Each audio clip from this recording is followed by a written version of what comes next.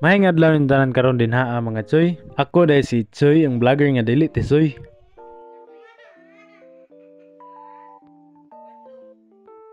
For today's video mga choy, ako ray pakita sa inyo ha kung unsay sulod sa bail nga among gi-order. Kay karong adlaw man lagi niabot ang bail mga choy. Ako na lang ni ipakita sa inyo ha kay mao man atong ma-content sa maabot nga panahon. Kung maghisgot ganito og bail mga choy, ang sulod gyud na okay na siya. Kay nakadawat man gud ta og kwarta sa tupad mga choy o atong inegosyo be kay para mo dako. Dungag-dungagan na po nato ang pagkabisi nato ba. Kani nga bail among ikuha karon mga choy, mga dress ni siya. Pwede kay ni siya pang simba sa mga badge mga choy or pang apel og mga kasal, mga bunyag or unsa pa dehaa nga mga okasyon.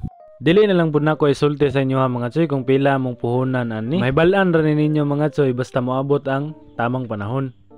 Sa inyong makita din hiya mga choy, amuan ang nakuha ang rap anang bail din ha. Mahibalan gyud nimo mga choy nga wala gyud basag sa sulod mga choy, grabe gid ka putos kaayo. Naglisod pag ani mig-abli ana mga choy kay wala man mi pang-abli sa ukay-ukay. Mo nang amuan na lang gigamitan og sundang din ha mga choy, pero sagdi lang kay sa sunod dili na sundang atong gamiton kay basig masamad niya ta.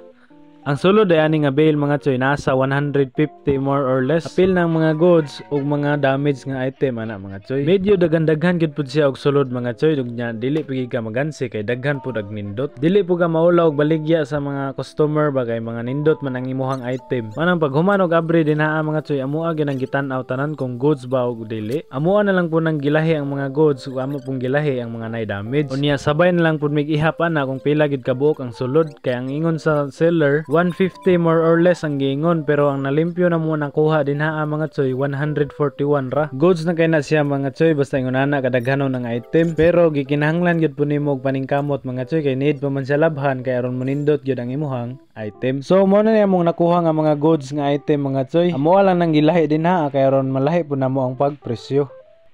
Ug mao sab ni dinhi mga choy ang dili kayo goods, pero kumbati gyapon ang mga choy, kaya ra gyapon sa bulsa ang presyo anang mga butanga. Gipanglahi po na sa kong partner din ha mga choy ang katong mga nindot jud kayo, katong walay damage. Unya nindot pud ihang tela. May na lang pod gani mga choy kay nakakuha in taon mig mga nindot ana mga 30 lang kabuok. Karon lang gyud pud nako nahibal-an mga choy nga grabe mo gyud ni ka risky ning pagbaligya og okay. Kay pag order pa lang gani wa na isugal lang gyud nimo kay basin og nindot o lain ang sulod. Pero pasalamat gyud mi karon mga choy kay among nakuha nga bail puro nindot na among gani sulod nga nay damage pero maihap ra. Hinuon pud mga choy kay pinakauna pa man lagi namon ning kuha nga bail. Nindot pa na among nakuha una pero wala ta kahibalo sa sunod namong nakuha basin di ay mga lain na. Wala gyud isa nakahibalo mga choy kay wala man gyud isa nga motan-aw ani adisir deliver. Adisir pa man gyud ninyo mahibalaan ang sulod basta kamo nay moabli. Mao na nga magkaingon gyud ko nga risky gyud siya kay nigawas naman ka og kwarta pero wala pa kita sa item nga imong gibayaran. What if kung mahitabo lang mga choy